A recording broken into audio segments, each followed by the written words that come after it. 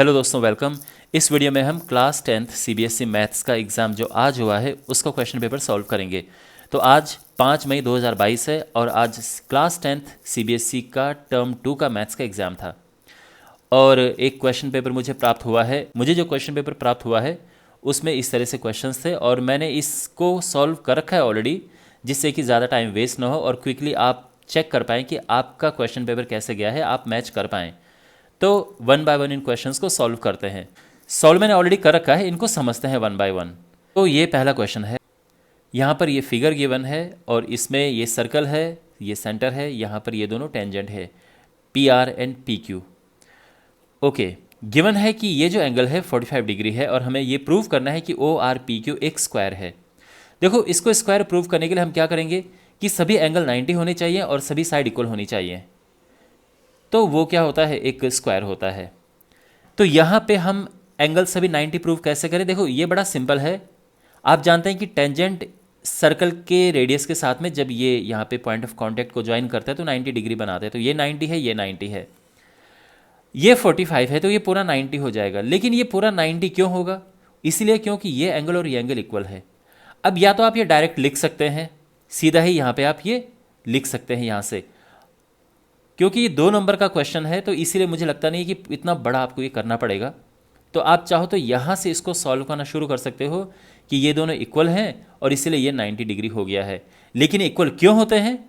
ये इक्वल होते हैं क्योंकि हम इनको कॉन्ग्रुएंट प्रूफ कर सकते हैं। तो इनको हमने कॉन्ग्रुएंट यहाँ पे प्रूफ कर रखा है, आप देख सकते हैं यहाँ पे। और एक बार ये कॉन्ग्रुएंट प्रूफ हो गए तो ये इक्वल हो जाते हैं। तो ये 90 है, ये 90, ये 90, तो ये अपने आप ही 90 हो गया। तो चारों एंगल 90 हो गए हैं। तो जब चारों एंगल 90 होते हैं तो क्या होता है, ध्यान रखना, चारों एंगल 90 होते हैं तो एक रेक्टेंगल बनता है, स्क्वायर नहीं बनता है, ये ध्यान रखना। अच्छा, अब ये एक रेक्टेंगल मान के चलो। अब इसके आमने सामने की साइड इक्वल होंगी, यानी ओ आर और ये क्यू पी इक्वल होंगे और ये दोनों इक्वल होंगे। ये मैंने यहाँ पे ये लिखा हुआ है, ठीक है ना, कि O R is equal to ये and O Q is equal to P R. इसके अलावा ये दोनों भी इक्वल हैं। ये क्यों इक्वल हैं? क्योंकि दोनों ही रेडियाई हैं, है ना, ये भी रेडियस ये भी रेडियस, तो दोनों इक्वल हैं। अब क्या होगा कि क्योंकि ये दोनों आपस में इक्वल हैं और ये इक्वल हैं और ये भी इक्वल हैं, तो चारों इक्वल हो जाएंगे और इस तरह से ये चारों साइड इक्वल हो गए और ये स्क्वायर प्रूफ हो गया है। फाइन। सेकेंड क्वेश्चन में हमें इसका मोड फाइंड करना था। तो देखो, मोड का ये फॉर्मूला है यहाँ पे। सबसे पहले हम मॉडल क्लास फाइंड करते हैं और मॉडल क्लास कौन सी होती है? जिसमें सबसे ज़्यादा फ्रीक्वेंसी होती है 23। तो मॉडल क्लास ये है, फॉर्मूला ये है। ये छोटा वाला जो होता है मॉडल क्लास में वो एल होता है और यहाँ पे जो 3 फ्रीक्वेंसीज हैं उनको सीधे हम देते हैं F0, F1, F2। तो फॉर्मूला लग गया F1 minus F0 upon 2F1 minus F0 minus F2। इन सभी वैल्यूज़ को पुट किया और ये 46 हमारा आंसर आ गया है। क्वेश्चन नंबर 3, यहाँ पे इसमें find the common difference D, हमें कॉमन डिफरेंस फाइंड करना है। फर्स्ट टर्म दिया है और सम ऑफ 14 टर्म्स दिया है। तो सम ऑफ 14 टर्म्स दिया है, इस तरह से फॉर्मूला हम अप्लाई करेंगे और 14 टर्म का सम यहाँ पे लिखेंगे, n की जगह पे 14 लिखेंगे और ये वैल्यूज पुट करेंगे और d सॉल्व होके 15 आ जाएगा इस तरह से। तो इसका आंसर है 15। क्वेश्चन नंबर 4 है। इसमें यह है कि 2 AP हैं। इस वाली AP का जो nth टर्म है वो दूसरी AP के nth टर्म के इक्वल है। तो हमें n फाइंड करना है कि कौन सा टर्म इनका आपस में इक्वल होगा। तो यहाँ पर इसका nth टर्म निकाला हमने। देखो, फर्स्ट टर्म 9 है, डिफरेंस देखो 7 माइनस 9 माइनस 2 है, तो nth टर्म ये आ जाएगी। दूसरी AP देखो, दूसरी AP के लिए मैंने बड़े लेटर यूज़ किए हैं, ठीक है, क्योंकि 2 डिफरेंट AP हैं तो इसलिए हमें डिफरेंट यूज़ करना चाहिए। तो यहाँ पर आप देख सकते हैं कि दूसरी AP का जो A है ये 15 है, कॉमन डिफरेंस -3 है और इसका nth टर्म ये आ गया है। अब क्योंकि ये इक्वल है, क्वेश्चन में ये कहा गया है कि सेम है ये, तो इनको इक्वल रखेंगे हम और ये आप देख सकते हैं सॉल्व होके n7 आ गया है। ठीक। क्वेश्चन नंबर 5 है, solve the quadratic equations for x। तो इसको हमने सॉल्व करना है। देखो, सॉल्व करने के लिए हम इसमें क्वाड्रेटिक फॉर्मूला लगाएंगे, ये वाला। अच्छा, तो सबसे पहले हम यहाँ पर देखो, ये होता है ना क्वाड्रेटिक फॉर्मूला। आप ये सोच रहे होंगे कि सर आपने कैपिटल लेटर क्यों यूज़ किए, यहाँ पे तो स्मॉल लेटर होते हैं। देखो my dear, small letter already use हो रखे हैं यहाँ पे, तो मैं सेम यहाँ पे -b ये सब स्मॉल लिखता तो एक जैसे होते, इसीलिए मैंने यहाँ पे कैपिटल लेटर्स यूज़ किए और इसीलिए मैंने जो ये इक्वेशन यहाँ पे थी ये कैपिटल ली थी। ठीक है, तो ये जो इक्वेशन यहाँ पे मैंने इसमें कैपिटल लेटर्स लिए हैं, ये फॉर्मूला है। लेकिन सबसे अच्छा तरीका ये है कि आप इसको अलग से निकाल दो, नहीं जिससे यहाँ पे खिचड़ी ना पके। तो ये हमने अलग से निकाला और b² - 4ac सॉल्व करके ये आ गया है। आप आराम से देख सकते हैं कैसे सॉल्व हुआ है, ये आ गया है। अब इसको यहाँ पे पुट किया तो b ये है और b² - 4ac ये आया है, और यहाँ पे फिर 2 कॉमन लिया और इस तरह से आ गया है, 2 से 2 कट के ये आ गया, और एक बार प्लस लिखेंगे एक बार माइनस लिखेंगे, दोनों इसके आंसर है, तो इसकी वैल्यूज़ आ चुकी हैं। ठीक है, आई होप आपको ये सब समझ आ गया होगा, प्रॉपर तरीके से मैंने इसको सॉल्व कर रखा है। इसका और वाला क्वेश्चन था कि एक क्वाड्रेटिक इक्वेशन ये है और अब इनके रूट्स इक्वल हैं, तो प्रूव करो कि ये, तो फिर सेम है कि इसको कंपेयर करेंगे इससे, तो ये कैपिटल आएगा,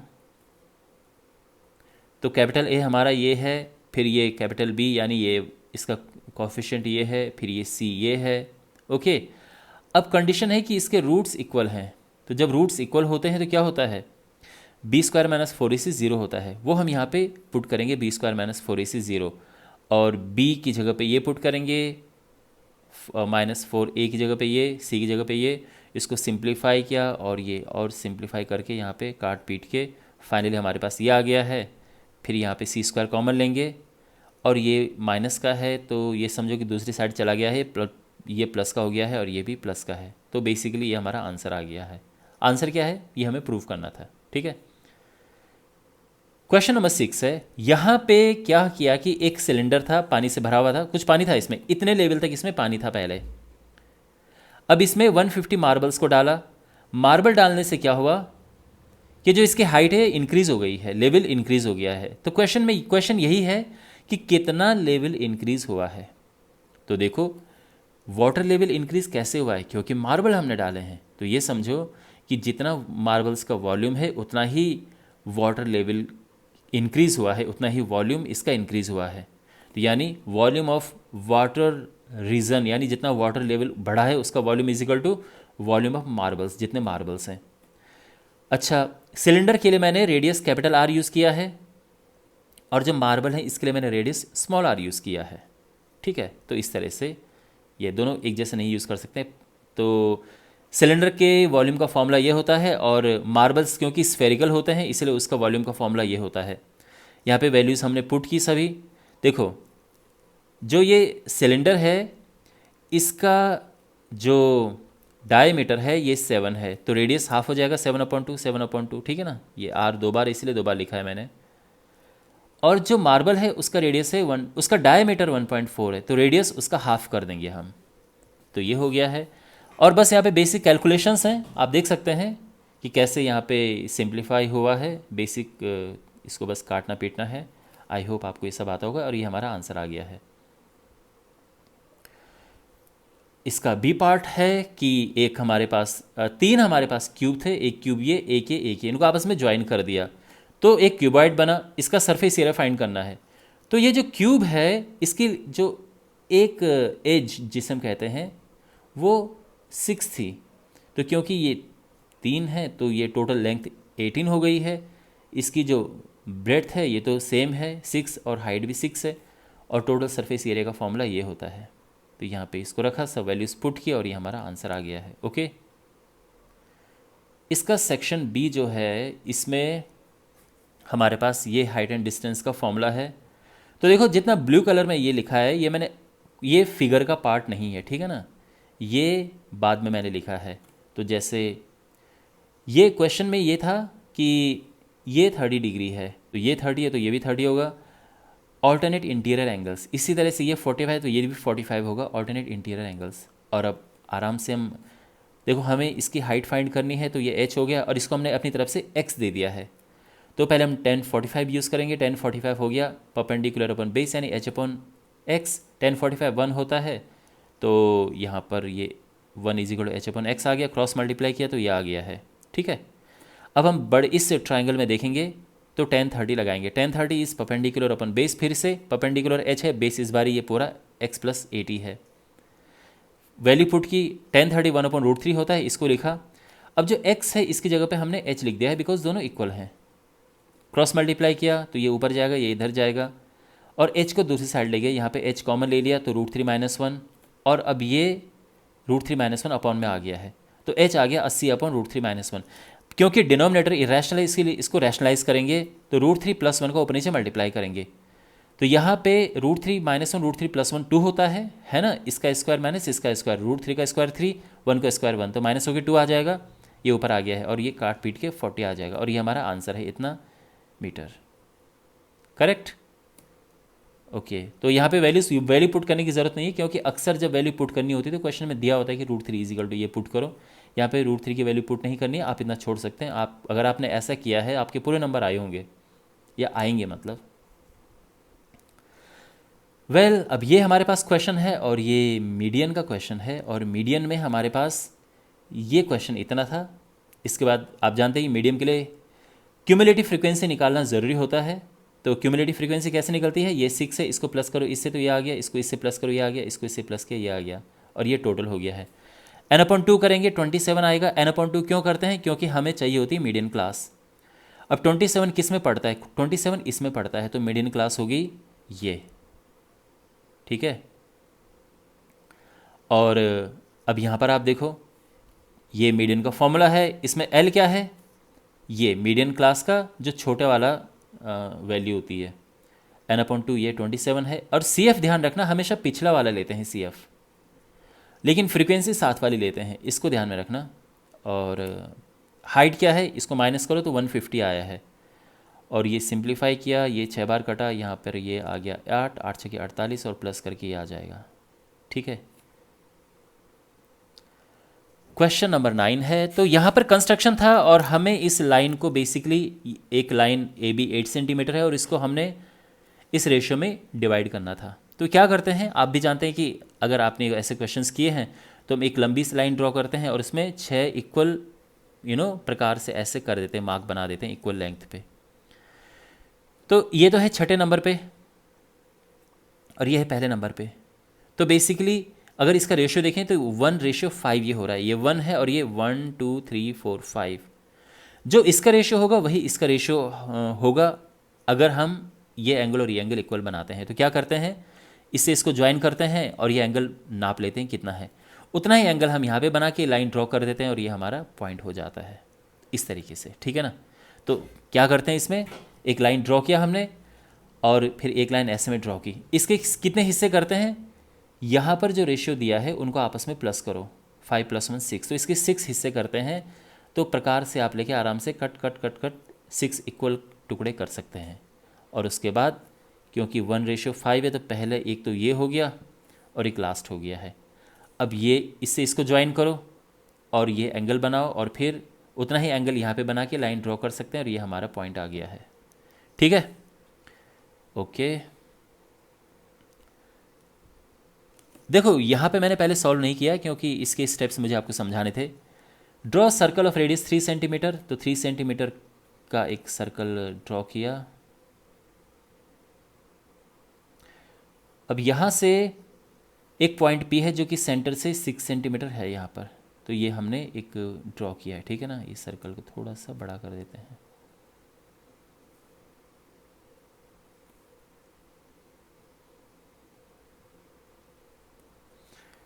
और यहाँ पे करना क्या है कि यहाँ से टेंजेंट्स कंस्ट्रक्ट करने हैं। तो कैसे करते हैं टेंजेंट्स को कंस्ट्रक्ट, तो सबसे पहले देखो ये सेंटर O है और ये पॉइंट P है, इस लाइन को बाइसेक्ट करते हैं। तो बाइसेक्ट करेंगे तो यहाँ से पहले रखेंगे तो ऐसे ऐसे जाएगा, फिर यहाँ से करेंगे तो ऐसे ऐसे जाएगा और फिर इनको ज्वाइन करते हुए एक लाइन को हम ऐसे ड्रॉ कर देंगे। तो बेसिकली वो लाइन यहाँ से जानी चाहिए वैसे।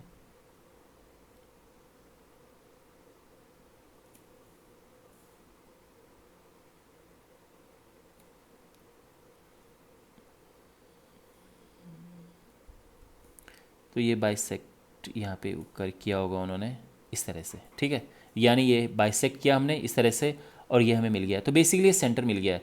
अब हम क्या करेंगे कि यहाँ पे प्रकार रखें, कंपास को रखेंगे और एक सर्कल बन जाएगा यहाँ पर। तो ये सर्कल यहाँ पर इस तरह से बन जाएगा।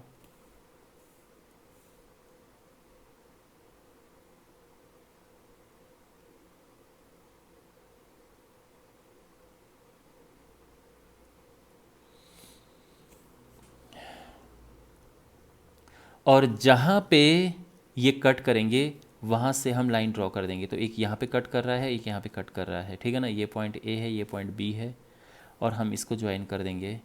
तो ये एक हमने ये ज्वाइन किया और एक ये ज्वाइन किया। ओके, तो ये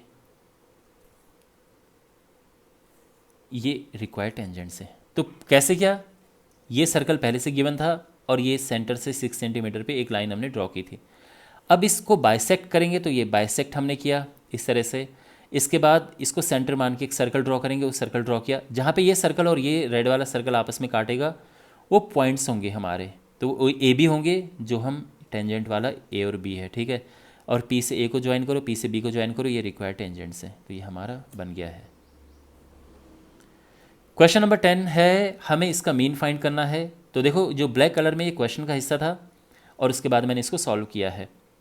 तो फॉर्मूला ये है, और आप जानते हैं कि फॉर्मूले में जो चीज़ें होती हैं उसके हिसाब से हम टेबल बनाते हैं। जो जो चीज़ें चाहिए होती हैं, हमें एफ एक्स चाहिए। एक्स क्या होता है, इस क्लास इंटरवल का मिड पॉइंट होता है। तो इसका मिड पॉइंट हमने निकाला, इसका मिड पॉइंट ये है, ठीक है ना। प्लस करो 2 से डिवाइड करो, प्लस करो 2 से डिवाइड करो, मिड पॉइंट निकल जाते हैं।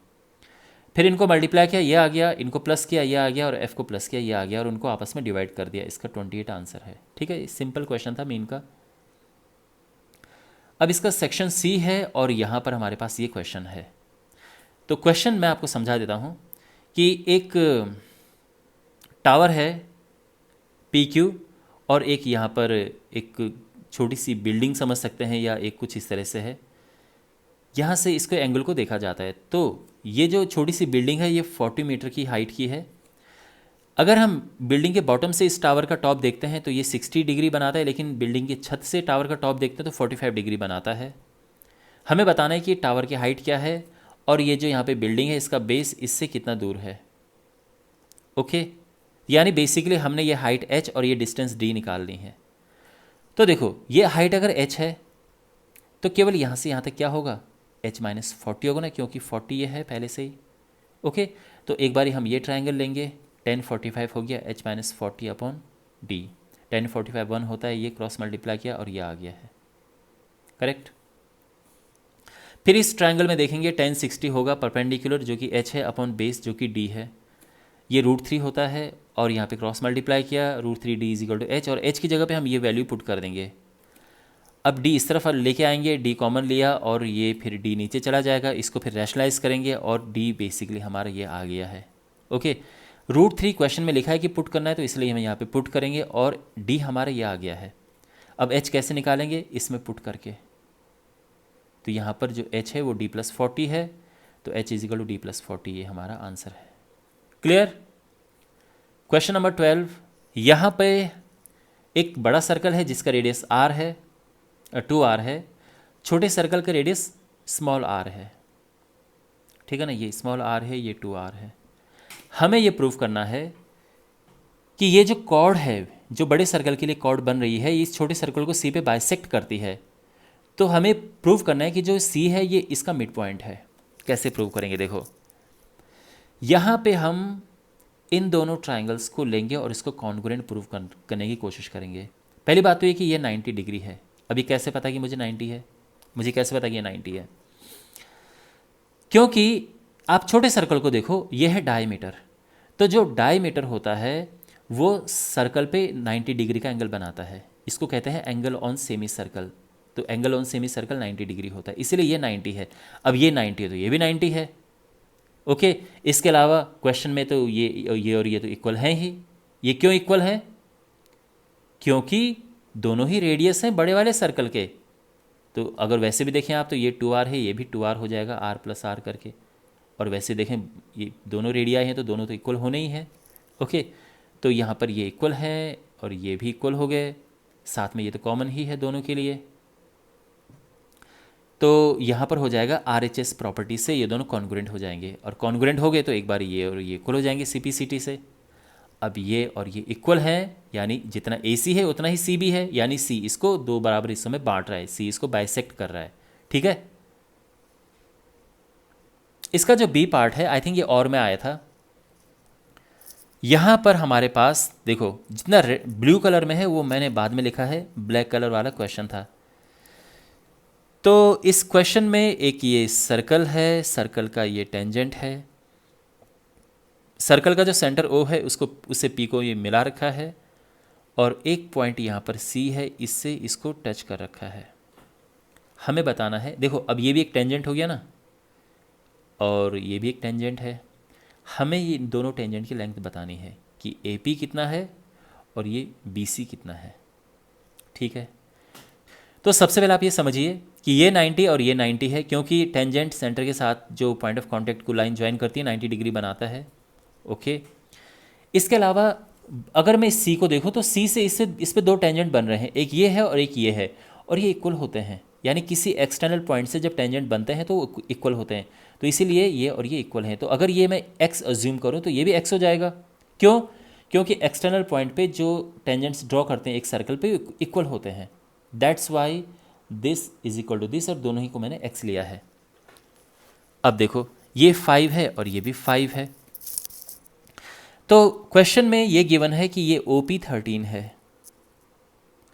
अब चूंकि ये 5 है तो ये यहाँ से यहाँ तक 8 हो जाएगा, क्योंकि पूरा 13 है तो ये 8 हो गया है। ठीक है, इसकी हमें ज़रूरत पड़ेगी। अच्छा, ये 5 है। अब आप फोकस करो सबसे पहले ट्रायंगल किस पे, OAP पे। OAP पे फोकस करो तो यहाँ पर देखो ये है hypotenuse, OP square is equal to this square plus this square. ठीक है, तो OP देखो 12 ये क्वेश्चन में नहीं था, ये हमने बाद में निकाला था। OP जो है वो 13 है, ये 5 है, और इस तरह से पाइथागोरस थ्योरम लगाए और ये आ गया 12, ये 12। अब बिकॉज ये यहाँ से यहाँ तक 12 है, तो अगर ये x होगा तो यहाँ से यहाँ तक 12 माइनस एक्स हो गया। बाय द वे पहले का आंसर हमें मिल चुका है, ठीक है ना, ये P हमें मिल चुका है। अब हमें BC फाइंड करना है, तो ये x है, ये 12 माइनस एक्स है, और ये 8 है, तो यहाँ पे पाइथागोरस थ्योरम लगा सकते हैं क्योंकि 90 डिग्री है। तो दिस है ना, आप यहाँ पे अगर देखें तो इसका स्क्वायर इज इक्वल टू इसका स्क्वायर प्लस इसका स्क्वायर, तो यहाँ पर 12 माइनस एक्स का square is equal to X square plus 8 square, तो इसका स्क्वायर करेंगे तो ये हो जाएगा A square plus B square minus 2AB। X square से एक्स स्क्वायर कटा और ये इधर जाएगा तो 80 हो जाएगा। ठीक है ना, मतलब ये माइनस है, उधर जाएगा तो माइनस 80 हो जाएगा, माइनस से माइनस कट जाएगा, और x आ जाएगा 80/24 यानी 10/3, और हमें BC मिल गया है 10/3। इस तरह से क्वेश्चन होगा। क्वेश्चन वैसे बड़ा आसान था, इतना मुश्किल नहीं था। आई होप आपने किया होगा एग्ज़ाम में। अब केस स्टडी के क्वेश्चन हैं, और यहाँ पर ये क्वेश्चन क्या है मैं आपको पहले तो क्वेश्चन समझाता हूँ। ये स्विमिंग पूल है अंदर वाला, ठीक है। स्विमिंग पूल के चारों ओर एक यहाँ पे साइड वॉक बना है, जिस पे वॉक करके आप इधर उधर जा सकते हैं। साइड वॉक की जो विड्थ है वो x है, ओके। और ये जो साइड वॉक के आउटसाइड के एजेस हैं, एक 12 है और एक 7 है। क्वेश्चन ये है कि अगर इसका एरिया, पूल का एरिया है 36, तो एक इक्वेशन कंस्ट्रक्ट करो। तो पहली बात तो ये कि ये मैंने बाद में लिखे है ना। अगर ये 12 है पूरा, ये x है, ये भी x है, तो 12 में से 2x माइनस हो जाएंगे ना, तो अंदर वाला निकलेगा। और इसी तरह से ये पूरा 7 था, ये x माइनस हुआ और ये भी x माइनस हुआ, तो ये हो जाएगा 7 माइनस 2x। और इसको यानी लेंथ इंटू ब्रेड्थ करेंगे तो ये इसका एरिया आ जाएगा जो कि गिवन है, और यही हम यहाँ पे करेंगे, ठीक है ना। तो लेंथ इंटू ब्रेड्थ किया हमने, तो ये आ गया है, और ये हमारी इक्वेशन आ गई है। तो पहला यही है क्वेश्चन कि एक क्वाड्रेटिक इक्वेशन x के टर्म्स में फॉर्म कीजिए, वो हमने कर दिया है। और जो इसका सेकंड पार्ट है कि हमें बताना है कि x की वैल्यू क्या है, तो बेसिकली इसको सॉल्व करना है। तो इसके फैक्टर्स बड़े आसान थे निकालने। 24 ने 48, 48 के दो हिस्से करो कि प्लस करके 19 आए, तो 16 3 48, और आराम से मिडिल हम स्प्लिटिंग किया और ये आ गया है। x की दो वैल्यू है, एक तो 8 आया, तो देखो 8 को हम रिजेक्ट कर देंगे। आप खुद सोचो, ये यहाँ से यहाँ तक 7 है, तो ये 8 कैसे हो सकता है ना? ये 8, ये 8, ये कैसे हो सकता है जब ये पूरा यहाँ से यहाँ तक पूरा ही 7 है? इसीलिए हमने 8 को तो रूल आउट कर दिया है। हाँ, 2x माइनस 3 0 किया तो x 3/2 आ गया। ये हम ले सकते हैं, ये ठीक है। तो ये हमारा आंसर आ गया है। ओके, और फाइनली हमारे पास इस सेकंड केस स्टडी है, और इसमें क्वेश्चन मैं आपको समझाता हूँ। कोई बर्थडे पार्टी है, इसमें एक केक और ये जो कैप्स होती हैं इस तरह से मंगाए गए हैं या बनाए गए हैं। तो जो केक है इसकी डायमेंशन दी है, सिलिंड्रिकल है, और इसकी हाइट 14 सेंटीमीटर है, और इसका रेडियस 12 है। रेडियस 12 कैसे? क्योंकि डायमीटर 24 है, तो रेडियस होता है डायमीटर का हाफ, तो ये 12 हो गया है। ठीक है। अच्छा, जो ये कैप है इसकी हाइट तो है 24, और जो इसकी सरकमफ्रेंस है, यानी पूरा सरकमफ्रेंस 2πr, ये है 44। ठीक है, ये 24, ये 44। ओके, अब क्या फाइंड करना है हमें? सबसे पहले कि 4 कैप बनाने के लिए हमें कितने कागज़ की रिक्वायरमेंट होगी, कितना पेपर चाहिए होगा। तो बेसिकली इसका कर्व्ड सरफेस एरिया हमें निकालना है, और आप जानते हैं कर्व्ड सरफेस एरिया का फॉर्मूला क्या होता है? πr/l। πr/l, और इसमें l क्या है? l है स्लैंट हाइट, वो कि इस तरह से निकलती है। तो पहला काम है रेडियस निकालना। तो रेडियस हम निकालेंगे, क्योंकि 2πr गिवन है, यहाँ से रेडियस निकल जाएगा, ये आ गया है। ठीक है ना, 2 रखा, पाई की वैल्यू पुट की, और आर आ गया। यहाँ पे r हमें मिल चुका है, h पहले से ही है, तो स्लैंट हाइट का फॉर्मूला ये होता है, यहाँ से हम आराम से निकाल देंगे l, और ये आ गया है। अब यहाँ पे हमने पुट किया, और ये पाई 22/7 है, ये r हमारा कितना है? यहाँ पर r है 7, और l 25, ये कटा, और ये आ जाएगा 25 चौको 100, 2200 सेंटीमीटर स्क्वायर। ये हमारा आंसर है 4 कैप का एरिया। क्लियर? दूसरा ये है कि the bakery shop sells cakes by weight, तो इतना किलो का, इतना किलो का, इतना किलो का वेट जो है वो करती है sale. To have the required dimension, how much cake should they order, मतलब कितना ऑर्डर करना चाहिए। ये 0.5 है, ठीक है ना? 0.5, 1 किलो या 1.5, कितने का केक ऑर्डर करना चाहिए, कितने किलो का, इतना किलो का या इतने किलो का या इतने किलो का। तो सबसे पहली बात तो ये है कि देखते हैं कि जो केक है यहाँ पर उसका वॉल्यूम क्या है, फिर उसका वज़न क्या है, उसके हिसाब से हम, ठीक है ना, उसके हिसाब से ऑर्डर करेंगे हम। तो यहाँ पर ये जो केक है, ये केक कितना बड़ा होगा उसके हिसाब से हम ऑर्डर करेंगे। तो सबसे पहले देखो इसका वॉल्यूम निकालेंगे। वॉल्यूम बड़ा सिंपल है, πr²h होता है वॉल्यूम सिलेंडर का। वैल्यूज पुट की, पाई 22/7, 22/7 है, r 12, रेडियस, ठीक है ना, सिलेंडर का रेडियस 12, और h 14 है यहाँ पर। तो वैल्यूज पुट की, ये कटा, और ये सॉल्व करके आ गया है। अब क्वेश्चन में लिखा है कि 650 सेंटीमीटर क्यूब का वेट 100 ग्राम है। तो फिर इसका कितना होगा? तो यूनिटी मेथड से करेंगे, ये डिवाइड करेंगे और ये मल्टीप्लाई कर देंगे, टोटल इतना आ चुका है, इतना ग्राम आ चुका है। तो बेसिकली उनको 1 किलो ऑर्डर करना चाहिए, ठीक है, क्योंकि 1 किलो के आसपास है ये।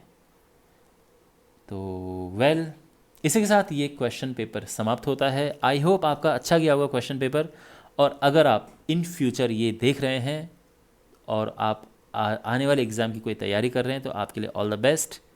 और अगर आपके एग्ज़ाम हो चुका है तो आपके रिजल्ट्स के लिए ऑल द बेस्ट।